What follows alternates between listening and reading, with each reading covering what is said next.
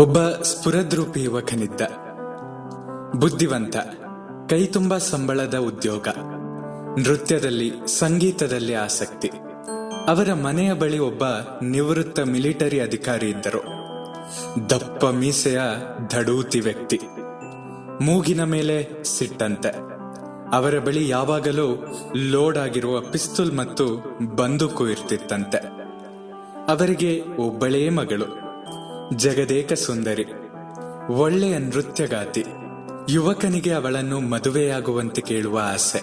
ಆದರೆ ಆಕೆಯ ನಿರಾಕರಣೆಯ ಮತ್ತು ಪಿಸ್ತೂಲ್ ಬಂದೂಕು ಹೊಂದಿರುವ ಅವರ ತಂದೆಯ ಹೆದರಿಕೆ. ನಮಸ್ಕಾರ, ಕೇಳ್ತಾ ಇದ್ದೀರಾ ಅವಿಭಾಜಿತ ಪಾಡ್ಕಾಸ್ಟ್. ನಾನು ಸಂಕೇತ್ ಭಟ್. ಒಂದು ರಾತ್ರಿ ಇದೇ ಯೋಚನೆಯಲ್ಲಿ ಮಲಗಿದ. ಮುಂಜಾನೆಯ ಕನಸಿನಲ್ಲಿ ಜಗದೇಕ ಸುಂದರಿಯೇ ಬಂದಳು. ಮದುವೆಗೆ ಸಿದ್ಧಳೆಂದಳು. ಇವನು ಸಂಪ್ರದಾಯದ ಮದುವೆಯೋ ಅಥವಾ ರಿಜಿಸ್ಟರ್ ಮದುವೆಯೋ ಎಂದಾಗ ಆಕೆ ಹೇಳ್ತಾಳೆ, ಕನಸು ನಿಮ್ಮದು, ತೀರ್ಮಾನವೂ ನಿಮ್ಮದು. ಈತ ತನ್ನ ತೀರ್ಮಾನವನ್ನ ಹೇಳುವಷ್ಟರಲ್ಲಿ ಅವರ ಅಪ್ಪ ಬಂದರು. ಕೈಯಲ್ಲಿ ಪಿಸ್ತೂಲ್ ಇತ್ತು, ಬಂದೂಕಿತ್ತು. ಸಿಟ್ಟಿನಿಂದ ನಿನ್ನನ್ನ ಕೊಲ್ಲುತ್ತೇನೆಂದು ಗರ್ಜಿಸಿದ್ರು. ಈತ ಹೆದರದೆ ಪಿಸ್ತೂಲಿನಿಂದ ಕೊಲ್ತಿರೋ ಅಥವಾ ಬಂದೂಕಿನಿಂದ ಕೊಲ್ತಿರೋ ಎಂದಾಗ ಅವರು ಕನಸು ನಿನ್ನದು, ತೀರ್ಮಾನವೂ ನಿನ್ನದೇ ಎಂದರು. ಆಗ ಆತನಿಗೆ ಎಚ್ಚರವಾಯಿತು. ಮತ್ತೆ ನಿದ್ದೆ ಮಾಡಲಿಲ್ಲ.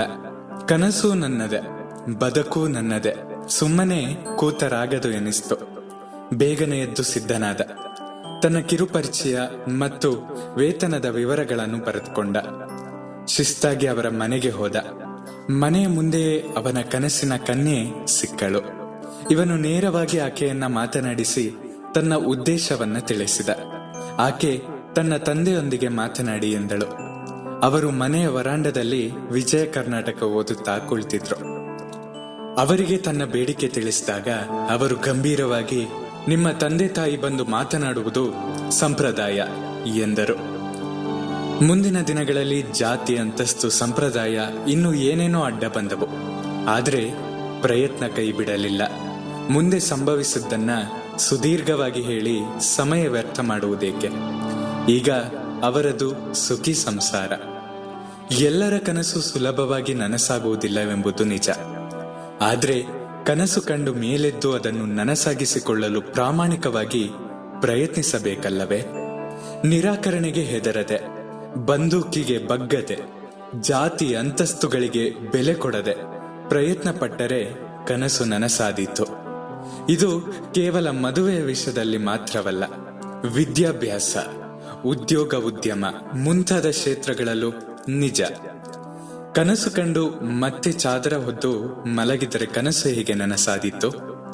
ಜಾರ್ಜ್ ಬರ್ನಾರ್ಡ್ ಶಾ ಅವರ ಕನಸು ಕಂಡು ಎಂದೂ ಮಲಗಬಾರದು, ಕನಸು ಕಂಡು ಏಕಾಗಬಾರದೆಂದೇಳಬೇಕು ಎನ್ನುವ ಮಾತು ಎಷ್ಟು ನಿಜವಲ್ಲವೇ?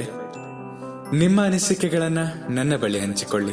ನಿಮ್ಮ ಪ್ರೀತಿ ಹಾಗೂ ಪ್ರೋತ್ಸಾಹ ಸದಾ ಹೀಗೆ ನನ್ನ ಮೇಲೆ ಇರಲಿ. ಸದಾ ಕೇಳ್ತಾ ಇರಿ ಅವಿಭಾಜಿತ ಪಾಡ್ಕಾಸ್ಟ್. ನಾನು ಸಂಕೇತ್ ಭಟ್. ಧನ್ಯವಾದಗಳು.